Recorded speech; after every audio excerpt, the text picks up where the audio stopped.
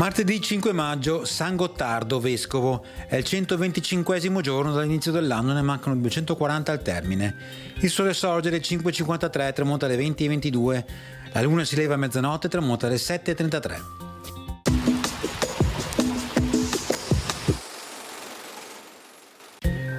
Marco Gradenigo, già vescovo di Verona, diventa patriarca di Venezia. Succede a Pietro Barbarigo, deceduto 3 giorni prima.